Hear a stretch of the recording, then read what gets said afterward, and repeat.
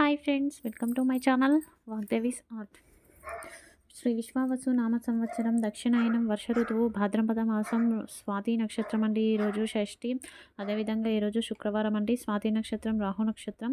So ఈరోజు దుర్గాదేవిని కానీ లక్ష్మీదేవిని కానీ పూజించడం వలన మన పనులు విజయవంతం అవుతాయి. లక్ష్మీ అమ్మవారిని పూజించినట్లయితే అమ్మ ఈరోజు మధ్యాహ్నం లోపు పేదవాడికి మంచిగా భోజనం అందిస్తాను అని చెప్పేసి మొక్కుకొని పనులు సాగించండి. దుర్గామాత గుడికి వెళ్ళినట్లయితే కుంకుమార్చన చేసి ఆ కుంకుమను నుదిట ధరించి బయటకు వచ్చేటప్పుడు ఎవరికైనా మీకు తోచినంత సహాయం చేయండి. ఇక విశిష్టత, ఈరోజు గణపతి నవరాత్రుల్లో 3వ రోజు. ఈరోజు మనం లంబోదర గణపతిని పూజిస్తున్నామండి. ఈ బ్రహ్మాండాన్ని అంతటినీ కూడా తన బొజ్జులో పెట్టుకొని వినాయకుడు కాపాడుతున్నాడు. ఇంకా ఈరోజు నైవేద్యంగా వరి పేలాలు సమర్పించడం వలన మనకున్న కోపం అనేది తగ్గిపోతుంది అండి. ఇక పాపాలు పోగొట్టుకోవడానికి సుబ్రహ్మణ్య స్వామి దర్శనం విశేషం. ఈరోజు సూర్యషష్ఠి అండి. సూర్యుడిని పూజిస్తే కూడా మనకి మంచి జరుగుతుంది అండి. ఇంకా నక్షత్రం రీత్యా ఈరోజు స్వాతి నక్షత్రం కాబట్టి లక్ష్మీ నరసింహాన్ని పూజించడం మంచిది. ఇక వినాయకుడి పూజలో గరికకు సమానమైన పత్రం ఏమిటనేది తెలుసుకుందామండి. వినాయకుడి పూజలో గరికకు సమానమైన పత్రం జమ్మి ఆకు అండి. గరిక లేనప్పుడు మనం ఈ జమ్మి ఆకుతో పూజించినా కూడా వినాయకుడు స్వీకరిస్తారండి. అలాగే వినాయకునికి మందార పూలు అంటే ఇష్టం అండి. గణేష పురాణం ప్రకారం మాలవ దేశంలో ఔరుడు అనే ఋషి ఉండేవాడండి. ఇతనికి షమింక అనే ఒక కూతురు ఉండేది. ఆ కూతురుని వివాహం మందారుడితో జరిపిస్తాడు. ఆ మందారుడు శౌనక మహర్షి యొక్క శిష్యుడు అండి. సో ఒకరోజు భృషుండ మహర్షి అనే ఒకతను గొప్ప గణపతి భక్తుడండి. ఆయన గణపతిని ఉపాసన చేసి చేసి గణపతి రూపాన్ని తీసుకుంటాడండి. సో ఆ రూపాన్ని చూసి ఈ భార్యాభర్తలు నవ్వుతారు అండి. అలా నవ్వగానే ఆ ఋషికి కోపం వచ్చి గృహస్థాశ్రమంలో ఉండి మీరు వచ్చిన వారికి అన్నం పెట్టాల్సిన పోయిలా నవ్వానని శపిస్తాడండి. మీరు వృక్షాలుగా పడుండండి అని శాపం పెట్టి కనీసం పక్షి కూడా మీ పైన గూళ్ళు పెట్టదు అని చెప్పేసి శపిస్తాడండి. ఈ విషయం తెలుసుకున్న తల్లిదండ్రులు వినాయకుని కోసం తపస్సు చేస్తారు. అప్పుడు విఘ్నేశ్వరుడు ప్రత్యక్షమయ్యి, నా భక్తుడు ఇచ్చిన శాపానికి నేనేం చేయలేను, కానీ ఈ వృక్షాలను శక్తివంతమైన వృక్షాలుగా నేను మారుస్తాను అని చెప్పేసి ఎవరైతే నా మందార మూలంతో నా మూర్తిని చేసి శమీపత్రాలతో పూజిస్తారో వారికి దుర్లభం ఉండదు, అలక్ష్మి ఉండదు, రోగబాధలు ఉండవు, అగ్నిబాధలు ఉండవు అని చెప్పేసి వరాన్ని ఇస్తాడండి. ఆ విధంగా ఎవరైతే గరికతో శమీ పత్రాలతో పూజిస్తారో, మందార పూలతో పూజిస్తారో వారికి వినాయకుని అనుగ్రహం అనేది ఉంటుంది. ఈరోజు రాశి ఫలాలు.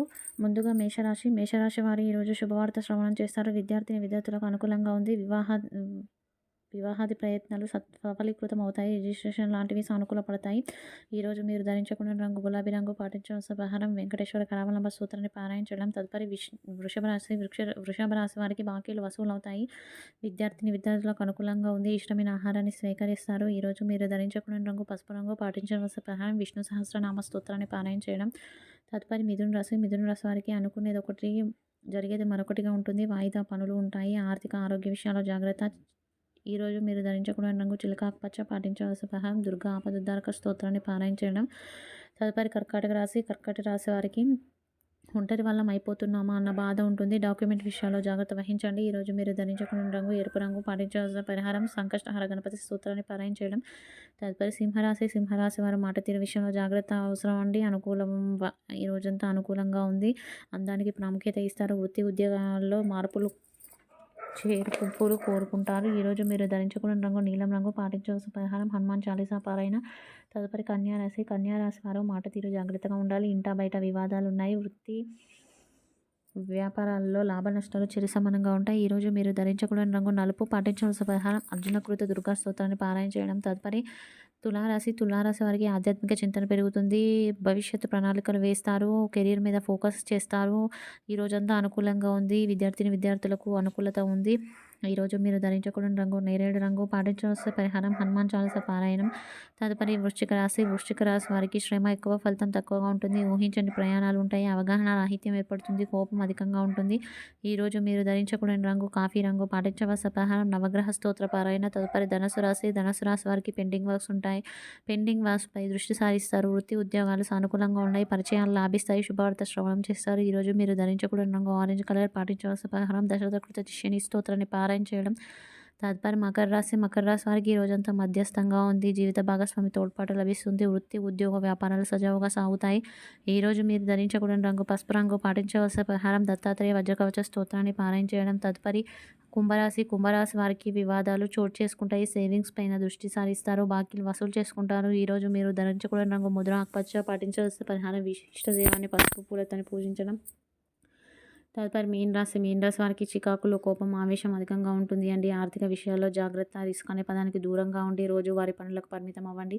ఈరోజు మీరు ధరించకూడని రంగు వంకాయ రంగు. పాటించవలసిన పరిహారం శివకవచ స్తోత్రాన్ని పారాయణ చేయడం. ఇక విధిగా తిథి రోజు జన్మించిన వారి గుణగణాలు ఎలా ఉన్నాయో తెలుసుకుందామండి. వీరు దానం చేసే గుణాన్ని కలిగి ఉంటారు. దయాళులై ఉంటారు. ఎదుటివారు కష్టంలో ఉంటే చూసి తట్టుకోలేకపోతారు. సదాచారులుగా ఉంటారు. పాటలపై ఆసక్తి ఉంటుంది. మంచి లక్షణాలు ఉంటాయి.